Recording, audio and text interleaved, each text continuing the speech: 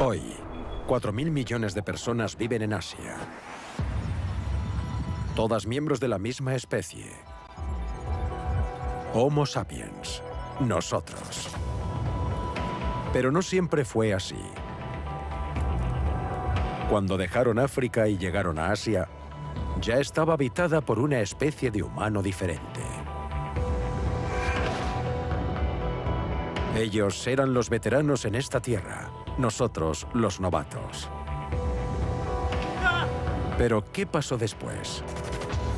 ¿Es posible que nos cruzásemos con esos antiguos humanos y mezclásemos nuestros genes? Cuando analizamos el ADN descubrimos una nueva forma de humano extinto. Aunque se extinguieron hace 30.000 años, su ADN sigue viviendo en nosotros. En nuestro interior tenemos los genes de estos antiguos hombres. Nos siguen influenciando hoy. Pero, ¿cómo nos ayudaron sus genes a colonizar el planeta?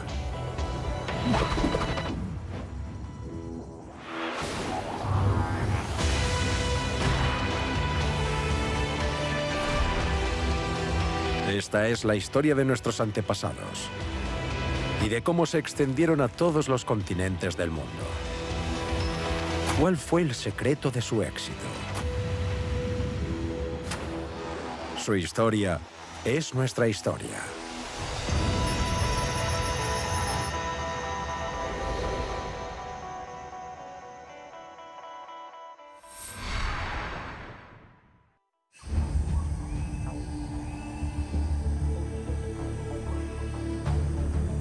Sudeste asiático, hace 63.000 años.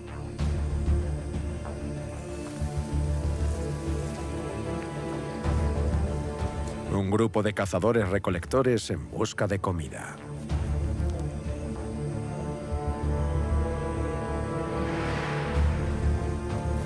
Son recién llegados, inmigrantes de África, al límite del mundo conocido.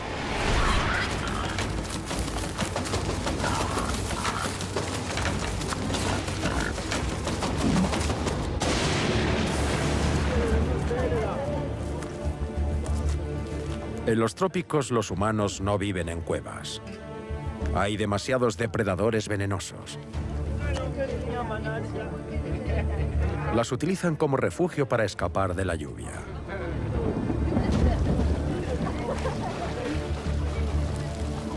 Pero para una joven, esta cueva se convertirá en su lugar de descanso final.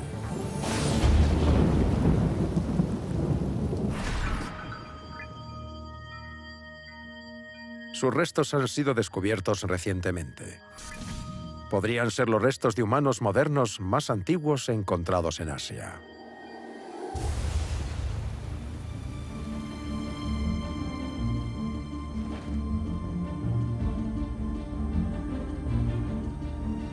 Laos es uno de los países más aislados del sudeste asiático. Hasta hace poco, estaba desconectado del mundo occidental. Pero dos arqueólogos occidentales trabajan aquí desde 2007.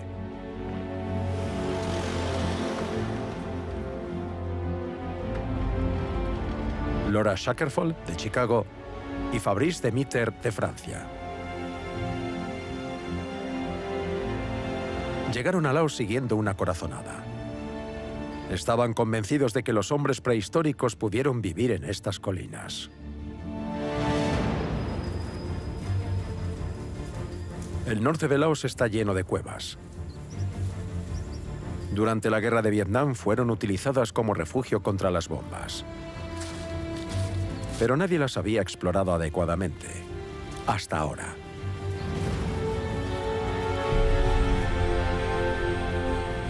Con miles de sitios entre los que elegir, Demeter y Shackelford comenzaron a excavar aquí, en esta cueva, en la ladera de la montaña, Tam Pa Ling.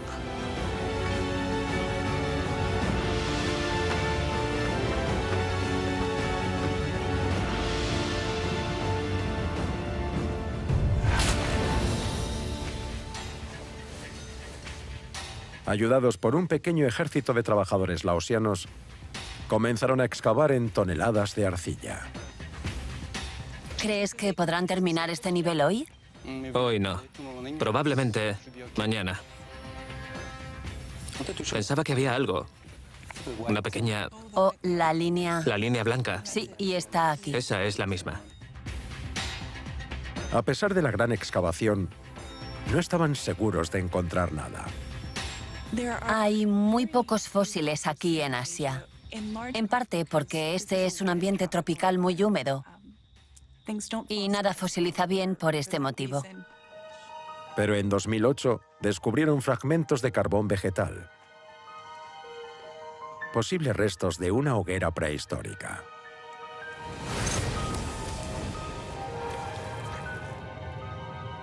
Animados por lo que encontraron, continuaron excavando. Abrimos el foso, lo ampliamos un poco y fue entonces cuando encontramos los primeros fósiles. Entre los sedimentos, encontraron fragmentos de un cráneo humano. Aquí están los restos humanos que descubrimos. Esto corresponde a la parte superior del cráneo. Después encontramos una mandíbula superior completa.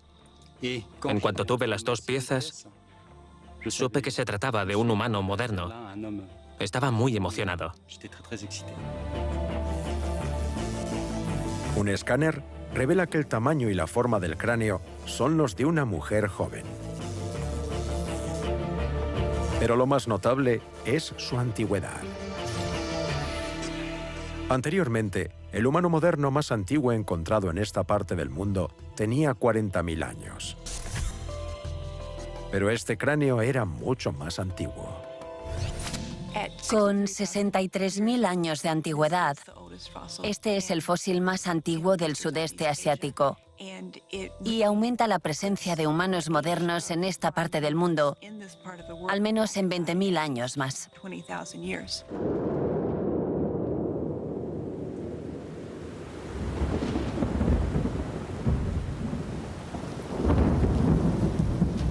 La mujer de Tam Pa Ling es ahora el ser humano moderno más antiguo hallado en Asia.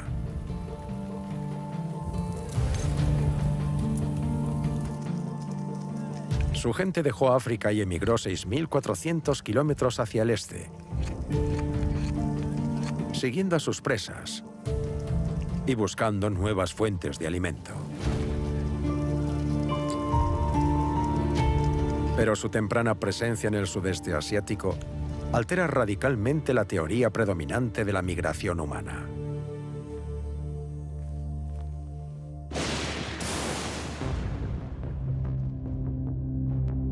La hipótesis convencional sostiene que los humanos modernos emigraron de África a Asia hace unos 60.000 años.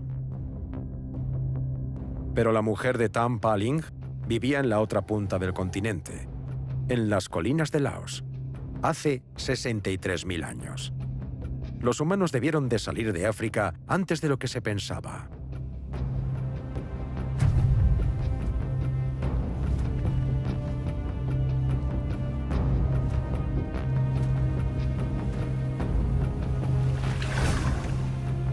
El arqueólogo Jeff Rose intenta reconstruir la ruta tomada por las primeras personas que salieron de África. Y busca indicios de dónde comenzó su viaje, en la península arábiga.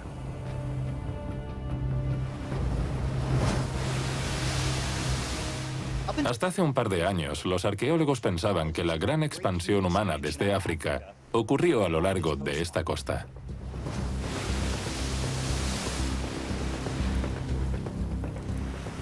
Se hablaba de salir costeando de África, migración costera, el expreso costero. Se pensaba que se convirtieron en gente de mar que habían desarrollado una subsistencia acuática.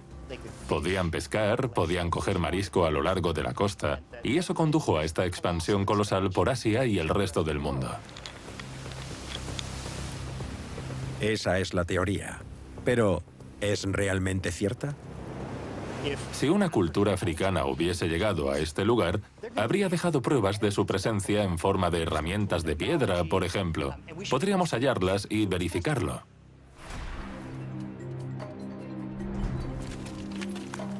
En 2010, Jeff Rose obtuvo financiación para excavar en Omán y encontrar dichas pruebas. Cualquier cosa que hubiera habido en la costa habría sido borrada por el mar hace mucho tiempo. Pero en las colinas cercanas esperaba encontrar algún signo de vida humana prehistórica. Esta cordillera es muy elevada y está cerca de la costa. Está llena de cuevas, es como un queso suizo. Así que era solo cuestión de tiempo. No nos preguntábamos si encontraríamos algo, sino cuándo. Cavamos un foso de prueba allí, otro en la ladera que conduce a la cueva. En todos profundizamos muchísimo. Y a pesar de ello, no encontramos nada. Nunca encontramos un solo artefacto. Recuerdo que pensé, ya está, olvídate de la costa, tienes que buscar en otra parte, necesitas una estrategia diferente.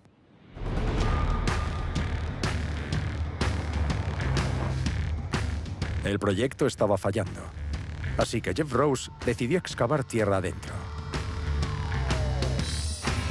A 160 kilómetros de la costa, en medio del desierto, encontró un lecho de río seco.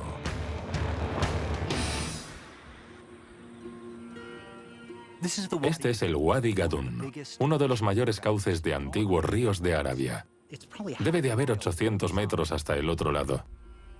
Ahora mismo está seco, pero hace 100.000 años estaba lleno de agua. Toda Arabia era verde. Estaba llena de sabanas y lagos, y había una inmensa red fluvial en esta meseta.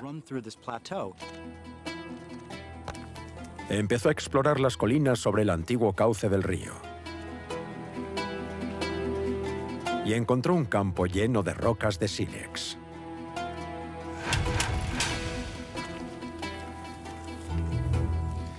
Esto era lo que estuve buscando todos esos años en la costa. Esto se llama sílex, y es la materia prima empleada para hacer las herramientas de piedra en la prehistoria. Este sitio está cubierto de este material. Los fabricantes de herramientas prehistóricas venían a sitios como este, hacían sus herramientas, dejaban aquí las lascas y volvían a los valles donde estaba el agua. Así que es un taller prehistórico. Era inconfundible. Los hombres pasaron por aquí y se quedaron el tiempo suficiente como para hacer miles de herramientas. Pero, ¿quién y cuándo? Las piedras le dijeron todo lo que necesitaba saber. Es preciosa. La clásica punta nubia.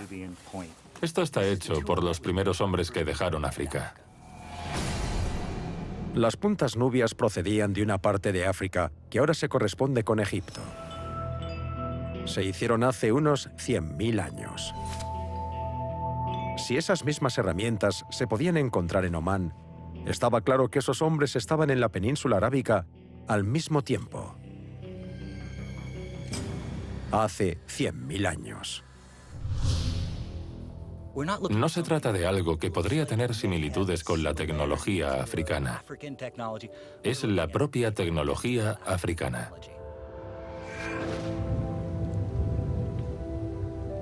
Si los africanos estuvieron en Arabia hace 100.000 años, significa que emigraron a Asia mucho antes de lo que los arqueólogos pensaban. 40.000 años antes. Pero, ¿qué los llevó hacia lo desconocido? Tal vez fuese el clima. Hoy en día, el norte de África y Arabia son calurosos y secos. Pero hace 100.000 años esta región era muy diferente. Los desiertos estaban llenos de vegetación y el paisaje era verde. El mundo se encontraba en una fase húmeda. El clima aquí es cíclico, por lo que tenemos un sistema de monzones que circula por el Océano Índico y cuando se intensifica y cobra fuerza, penetra hacia el interior de Arabia. Los ríos secos como este de repente se llenaban de agua y eran como autopistas por las que todo el mundo viajaba.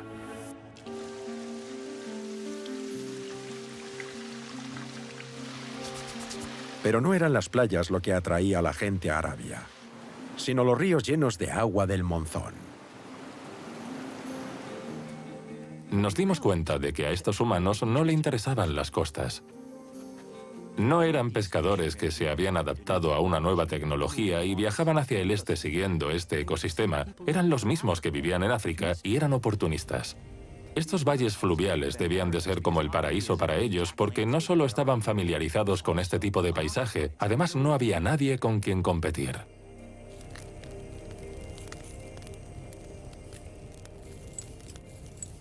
Algunas de las cualidades que observamos en estas personas y que no aparecen antes en la prehistoria es que eran curiosos.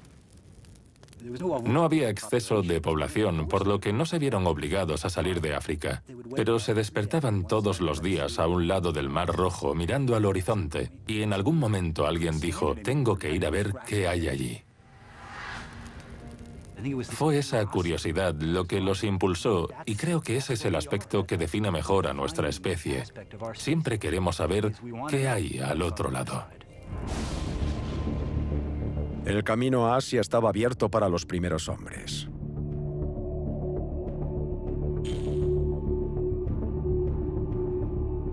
Desde Arabia emigraron hacia el este, hacia Asia Central, el norte de India y más allá. Habrían seguido una red de ríos, pasillos naturales, a través del continente.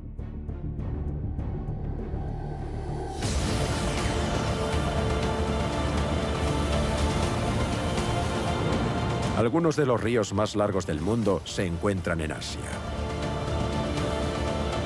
Son una fuente constante de agua potable y comida.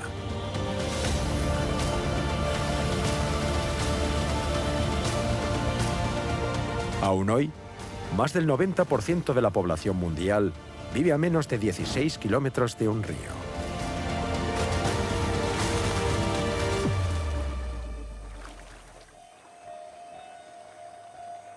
El río Mekong recorre 3.200 kilómetros a través del sudeste asiático. Localmente se le conoce como la Madre de Agua. Y pudo llevar a los primeros hombres a las colinas de Laos y finalmente hasta Tampalin.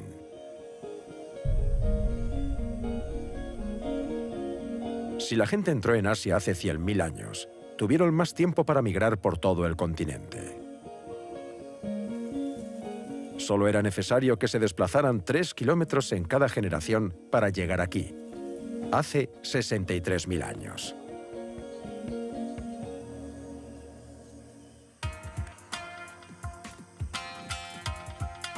Los arqueólogos saben muy poco acerca de estos hombres, porque se han hallado muy pocos artefactos en el sudeste asiático. El problema es que apenas hay pedernal o sílex para hacer herramientas o puntas de lanza.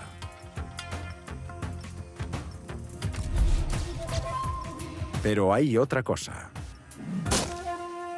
bambú.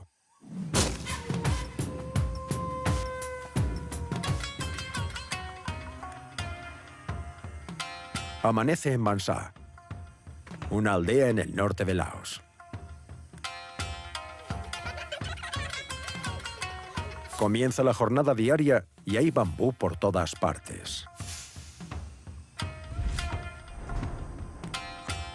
Es lo bastante fuerte para construir casas, pero también lo suficientemente flexible para doblarlo y bastante tierno como para comerlo. El bambú es una planta que crece hasta 1 metro al día. Puede soportar más peso que el hormigón. Y cuando se seca, es más fuerte que el acero. En una tierra sin pedernal, habría sido una solución polivalente para los primeros hombres. Cuando viajas, no cargas con las herramientas de piedra de un sitio a otro. Los materiales orgánicos, como el bambú, son fáciles de usar y desechar para buscar otros donde quiera que vayas. Es algo que podrían haber usado hace 60.000 años. Pero el bambú también es muy absorbente. Una vez que se moja, se ablanda y se pudre, no dejando un solo rastro para los arqueólogos. Eso hace que el rastro de los primeros asiáticos sea difícil de seguir. Muchas de las pruebas han desaparecido.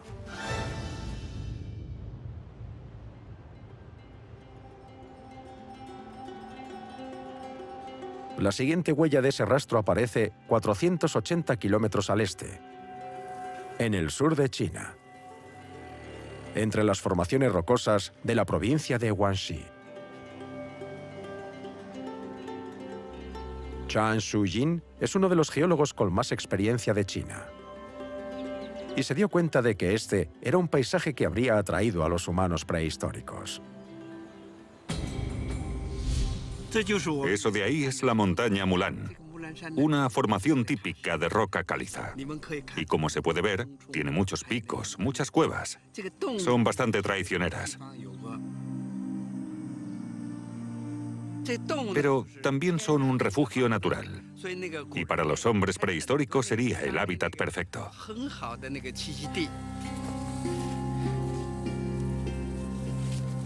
En 2007, el profesor Jin subió la montaña Mulan hasta esta cueva, Jirendon. Los agricultores locales habían encontrado fósiles animales en la entrada. Animales que pudieron haber sido cazados por los primeros humanos. Así que el profesor Jin decidió explorar el interior de la cueva.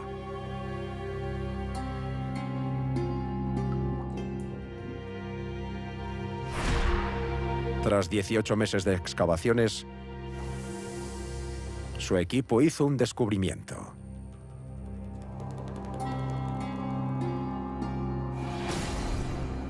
Una mandíbula humana. Aquí fue donde encontramos el hueso. Encima se puede apreciar el primer estrato. Y aquí debajo hay otro estrato. Fue justo ahí, en medio de los dos estratos, donde encontramos la mandíbula. Cuando fechó los estratos circundantes, descubrió que la mandíbula tenía 102.000 años. Era más antigua que el cráneo en Tampaling. Era incluso más antigua que las herramientas de Omán. Si las fechas son correctas, debieron de salir de África y llegar a Asia, incluso antes de lo que sugieren las pruebas arqueológicas, llegando a China hace al menos 102.000 años. Pero hay una explicación alternativa. Tal vez la mandíbula no es de un humano moderno. Tal vez sea de una especie diferente.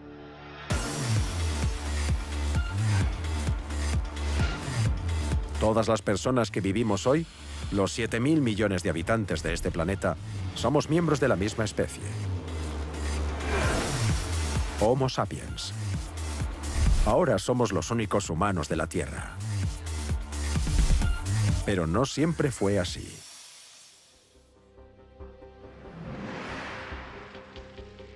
El árbol genealógico humano comienza hace más de 2 millones de años. Antes de eso, éramos más simios que humanos.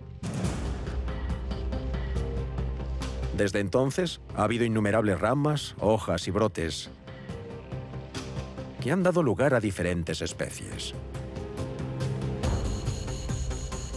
Los antropólogos clasifican a todos los que nos precedieron como humanos arcaicos.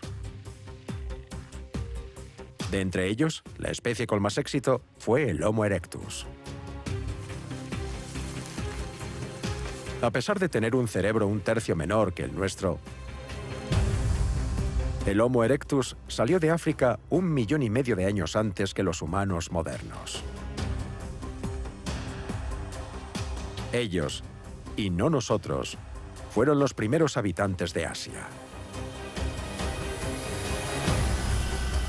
Tal vez por eso, la mandíbula de Girendon es tan antigua. Puede que no sea de Homo sapiens, sino de Homo erectus.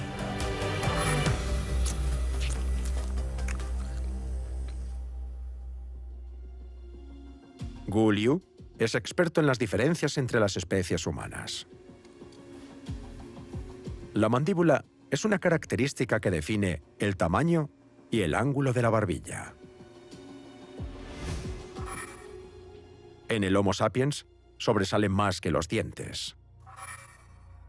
Pero en el Homo erectus se inclina hacia atrás. Esta es la mandíbula de un Homo erectus. Su aspecto general es muy robusto. Y lo más importante es que el ángulo de la barbilla tiene menos de 70 grados. A medida que pasaba el tiempo, ese ángulo se iba haciendo cada vez más pronunciado. Y en los humanos modernos tiene un ángulo de 90 grados, e incluso de 100 en algunos casos.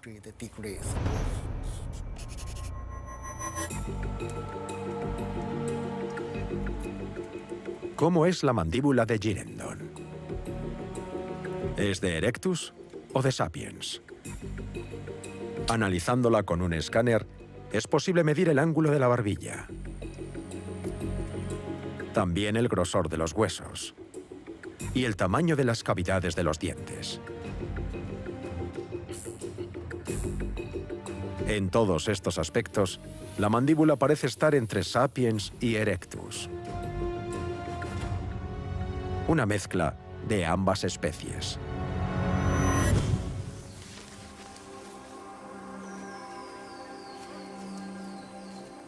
Durante mucho tiempo se pensaba que el Homo erectus se extinguió antes de que los humanos modernos llegaran a Asia. Pero, ¿y si no es cierto? ¿Y si seguían allí y las dos especies se cruzaron?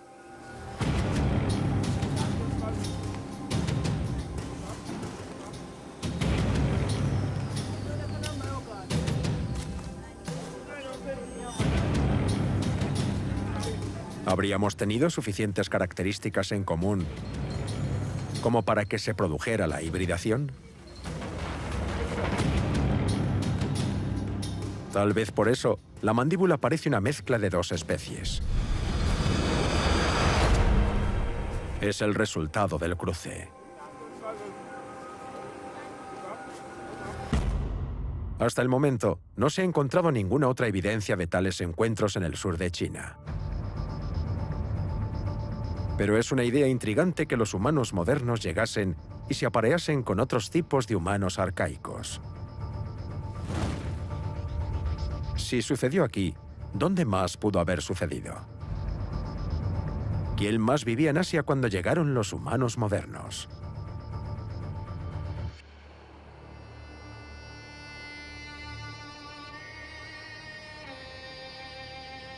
Para los primeros asiáticos que viajaron hacia el norte, este era un paso natural a través de los páramos de Siberia.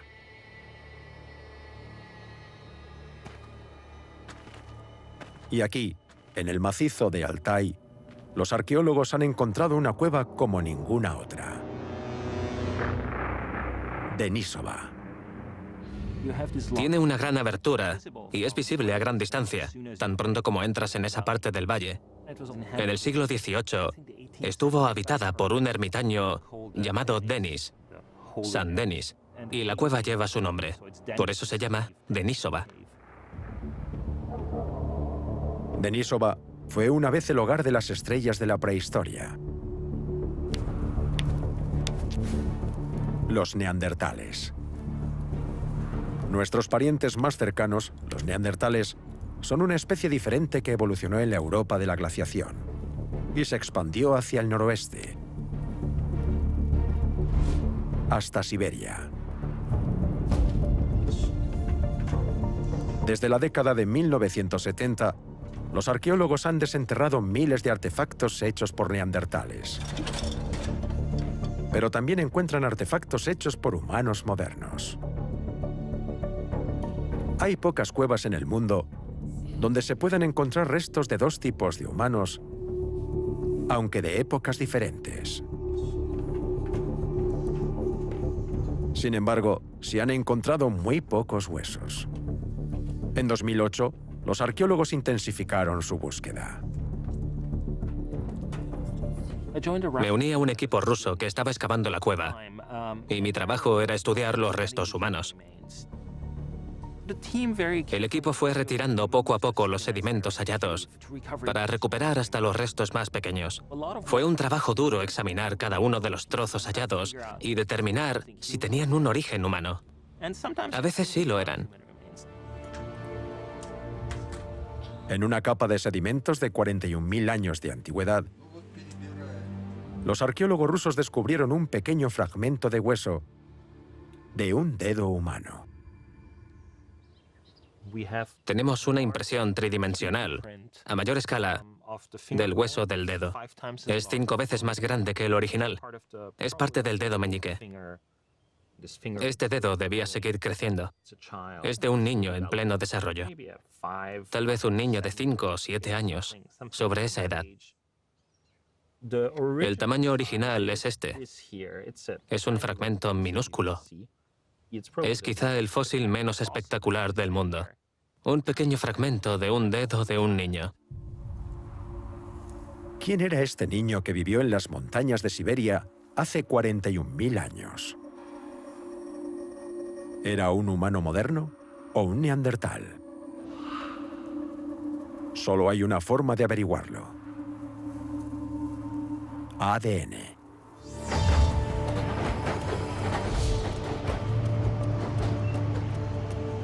El hueso de dedo fue enviado al Instituto Max Planck,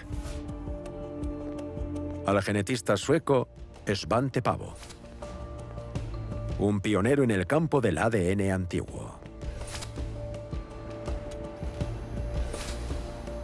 Cuando su equipo encontró algo de ADN aún preservado en el hueso, se dispuso a analizarlo.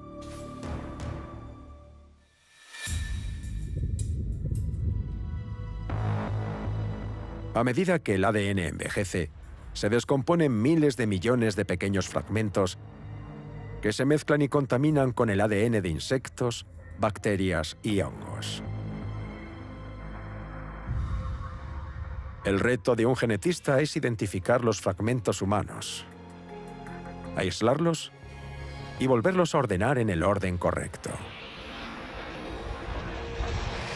Hace una década habría sido imposible. Pero las rápidas máquinas de secuenciación han hecho que lo imposible sea posible. Los últimos 30 años de la genética molecular conforman una historia de revoluciones impulsadas por la tecnología. El gran avance es nuestra capacidad actual de secuenciar millones de moléculas de ADN con bastante rapidez y bajo coste. Eso lo cambió todo. En 2010, el equipo de Pääbo armó un revuelo internacional. Secuenciaron el genoma de un neandertal. Era la primera vez que alguien lograba descifrar el código genético de un humano extinto. Emplearon las mismas técnicas en el hueso de dedo de Siberia. Pero su secuencia no era la que esperaban. Cuando analizamos su ADN, esperábamos que fuera de un neandertal o de un humano moderno. Así que nos sorprendió mucho descubrir que en realidad era otra cosa. Una nueva forma de humano extinto. Gracias al hueso del dedo de un niño, habían descubierto una nueva rama del árbol genealógico humano. Tuvimos un gran debate sobre cómo llamar a estos nuevos individuos. Y se nos ocurrió el nombre de homínido de Denisova, en referencia a la cueva donde había sido encontrado. Era la primera vez que identificábamos una nueva forma de humano extinto a partir de su genoma y sin apenas información adicional de herramientas de piedra o hueso, únicamente a partir de su genoma. Parece ciencia ficción. De repente, una nueva población, los homínidos de Denisova. entran a formar parte de la historia humana.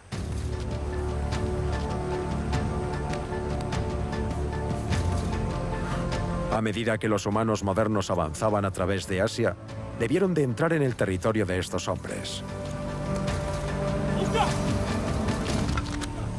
¿Qué pasó después?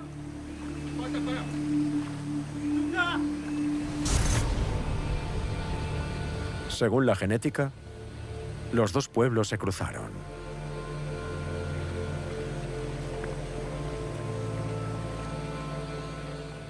Cuando los genetistas estudiaron el genoma del homínido de Denisova y lo compararon con el del humano moderno, descubrieron que este contiene fragmentos del genoma del homínido de Denisova. Por increíble que parezca, estos antiguos hombres sobreviven dentro de nosotros.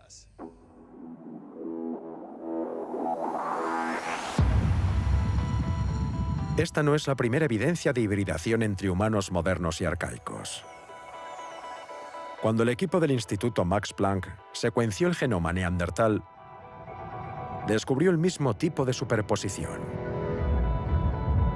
Y concluyeron que los humanos modernos se cruzaron con los neandertales hace 55.000 años, llevando sus genes consigo hasta Asia. Solíamos pensar que los humanos modernos llegaron a Asia y encontraron una tierra poco poblada, pero no es así.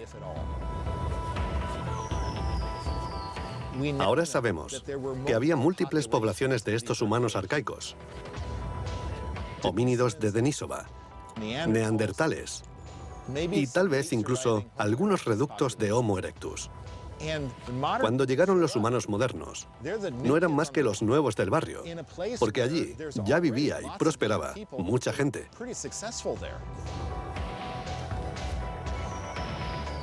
Seguramente las poblaciones se cruzaron y las personas resultantes de esa hibridación colonizaron el este y el sudeste asiático. Hoy en día, hay 4.000 millones de personas en Asia. Todas ellas han heredado genes de humanos arcaicos. Entre el 1 y el 3% de su ADN proviene de los neandertales. Y en algunas personas, hasta un 5% de los homínidos de Denisova. Asia, el gran crisol de la diversidad humana.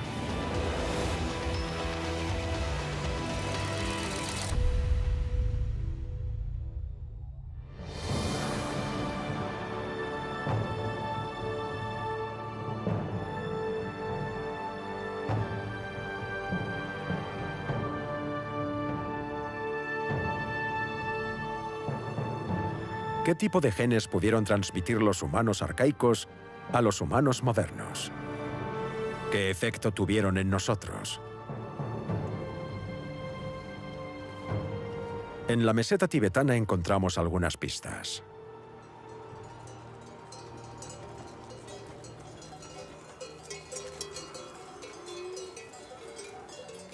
Amanece en el Himalaya y los agricultores dejan salir a sus yaks. Es una rutina familiar. Salen del pueblo y buscan pastos en las laderas de las montañas.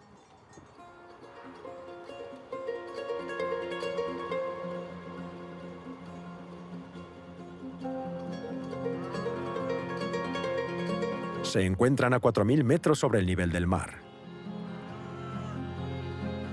donde hay un 40% menos de oxígeno que en la costa. Pero los tibetanos parecen sentirse cómodos a esta altitud. Sus cuerpos se han adaptado a la vida en la cima del mundo.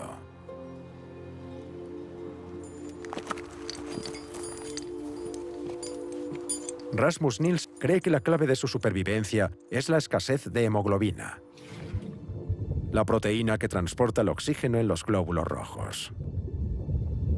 Cabría esperar que a mayor altitud hay más necesidad de hemoglobina, pero los tibetanos producen menos hemoglobina.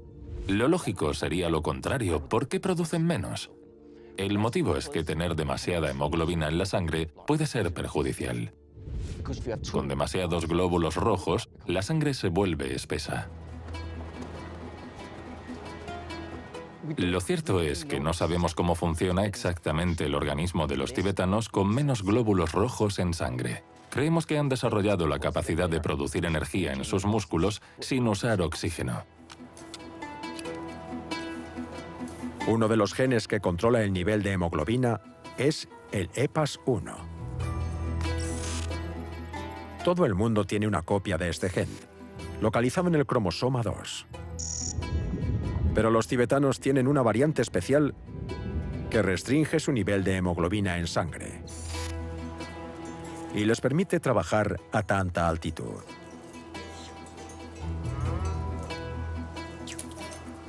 Pero, ¿de dónde viene esta variante? ¿Cómo entró en el grupo genético tibetano? ¿Podría ser el resultado de la hibridación? Hemos observado que la secuencia de ADN de los tibetanos no se encuentra en ningún otro ser humano. Entonces se nos ocurrió compararla con la de otra especie, la de los homínidos de Denisova. Y descubrimos una coincidencia casi perfecta entre la secuencia de ADN tibetano y la de los homínidos de Denisova. Podríamos demostrar que la secuencia tibetana procedía de una especie arcaica, la de los homínidos de Denisova. No se suele hablar mucho de los homínidos de Denisova, pero es posible que estuvieran adaptados a grandes altitudes. Al cruzarse con ellos, los seres humanos modernos recogieron este gen que también les permitió adaptarse a entornos de gran altitud. El mismo gen sigue regulando la hemoglobina de los tibetanos hoy en día. Es como si hubieran dado un paseo genético a lomos de los homínidos de Denisova. Cruzarnos con estos humanos arcaicos fue como coger un atajo en la selección natural. Si hay una característica que quieres tener porque te resulta útil, tienes que esperar a que se produzcan las mutaciones necesarias. Pero habría que esperar miles de generaciones. Sin embargo, los seres humanos arcaicos ya tienen cientos de miles de años de adaptación, y todo lo que resulta útil de esta población puede pasar a los seres humanos modernos con una simple hibridación. El EPAS1 es el primer gen que los científicos saben a ciencia cierta que pasó de un tipo de humano a otro, a través de cruzamientos. Pero es probable que solo sea la punta del iceberg.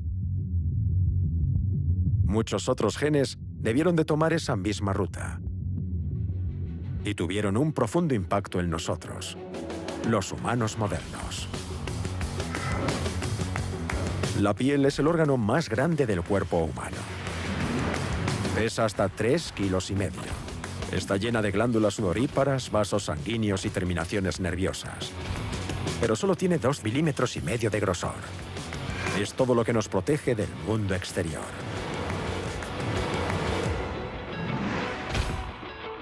Estos chicos son un buen ejemplo de por qué la piel humana es tan importante. Son capaces de soportar los impactos por las propiedades y la dureza de la piel. Y gran parte de esa resistencia se rige por la queratina, que es una proteína estructural fibrosa que proporciona a la piel características como elasticidad y fuerza.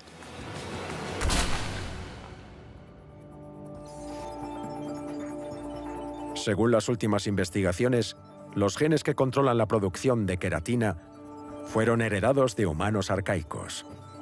No de homínidos de Denisova esta vez, sino de neandertales. Había algo beneficioso en la biología de la piel de los neandertales y su forma de procesar la queratina, que se transmitió en la hibridación y se ha quedado con nosotros desde entonces.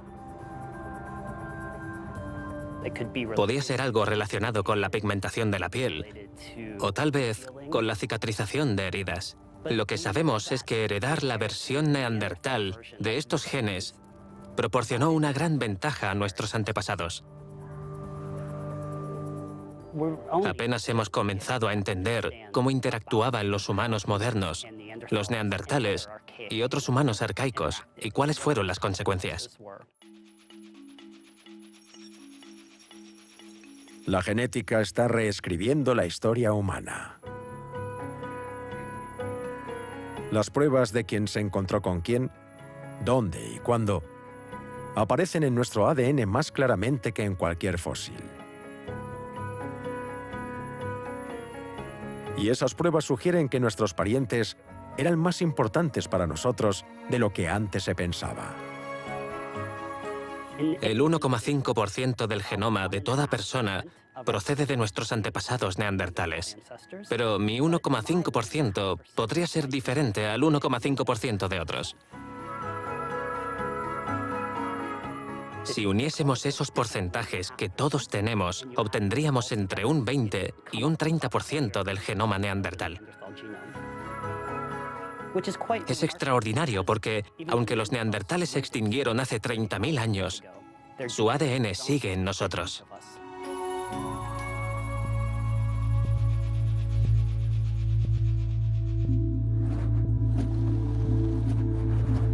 ¿Hasta qué punto nos han influido los genes que heredamos de nuestros parientes evolutivos? Pudieron marcar la diferencia entre la vida y la muerte.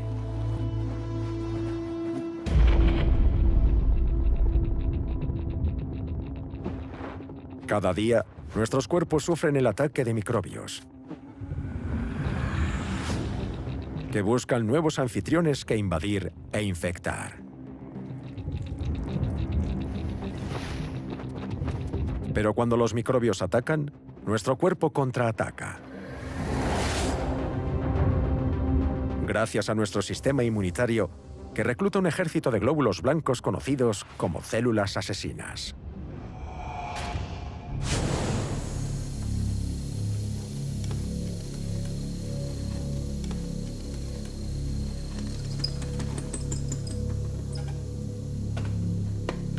John Trousdale es patólogo y experto en la mecánica de la inmunología humana.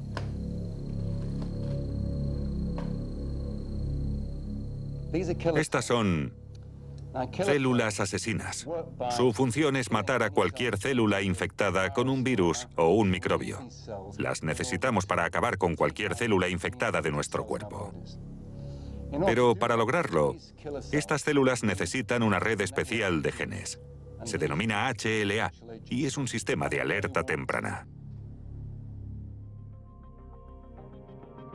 Durante mucho tiempo, las moléculas HLA o antígenos leucocitarios humanos se han considerado la clave en la batalla contra las enfermedades. Pero recientemente, los científicos han observado un patrón geográfico en este sistema genético.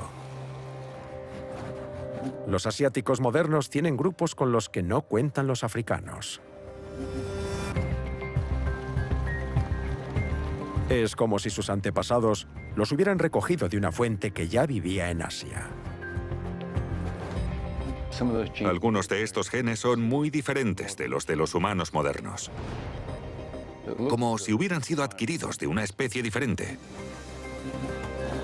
Es probable que algunos tipos de HLA fueran heredados de los neandertales o los homínidos de Denisova. Imaginad que estos datos representan diferentes sistemas HLA. En una población, como la africana, cada número representa un sistema HLA diferente, lo que proporciona un nivel diferente de inmunidad. Cuanto mayor sea la variedad en la población, más difícil es para un virus infectarla. Pero si un pequeño número de personas se marchan de África, tiene menos variedad. Es decir, son más vulnerables a la infección. Entonces, ¿cómo adquiere más variedad este grupo reducido? Pueden esperar a que aparezca una mutación, pero una mutación en el curso normal de la evolución es muy lenta. Sin embargo, si se aparean con otra población como neandertales u homínidos de Denisova, logran esa diversidad. Así que podrían conseguir un 5 o un 6 de la variedad adicional que les faltaba. Además de eso, también pueden adquirir algunos sistemas HLA nuevos que tal vez ni siquiera estaban presentes en la población africana. Eso les proporciona resistencia a infecciones frecuentes y específicas de esos ambientes. Por lo tanto, es una especie de atajo evolutivo. Estos genes se tomaron de otras poblaciones y se incorporaron para darles esa variedad que habían perdido. En la actualidad, los humanos luchamos mejor contra las enfermedades gracias a los seres humanos arcaicos. Adquirimos su inmunidad.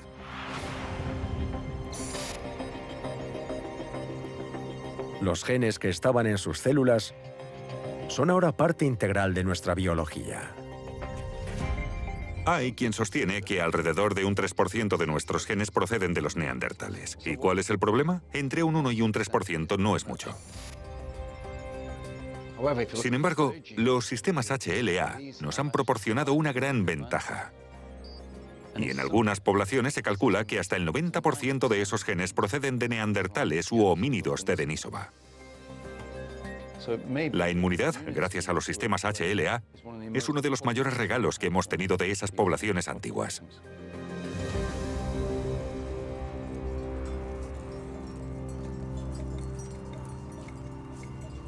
Anochece en la meseta tibetana.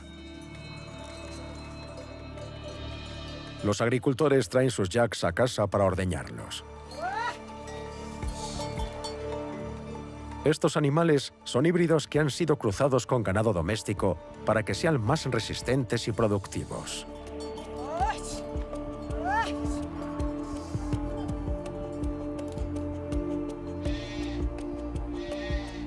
Estos campesinos no son conscientes de ello, pero también son híbridos.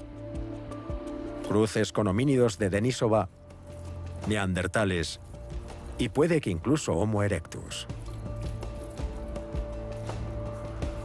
Al igual que ha sucedido con los yaks, la hibridación parece haberlos hecho más fuertes, más resistentes y más sanos.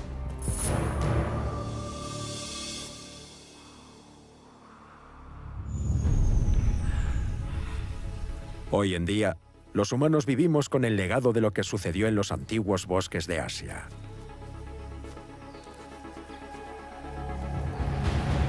Cuando los humanos modernos se trasladaron a Asia, tenían algunas de las herramientas que necesitaban para sobrevivir, pero no todas.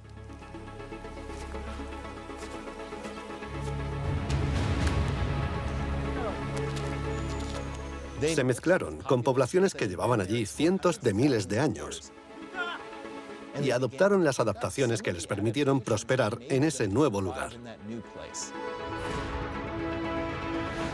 En nuestro interior tenemos los genes de estos antiguos hombres y nos siguen influenciando hoy en día. Apenas hemos empezado a entender cuánto debemos a esos encuentros que tuvieron lugar hace decenas de miles de años.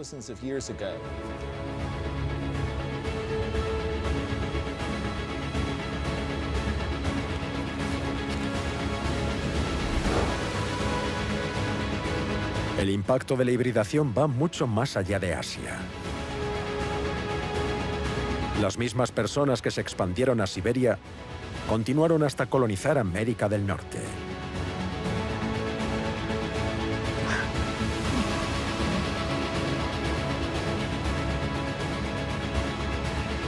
Otros, más al sur, hicieron el mayor viaje de todos, a través del mar hasta Oceanía, el continente más aislado del mundo.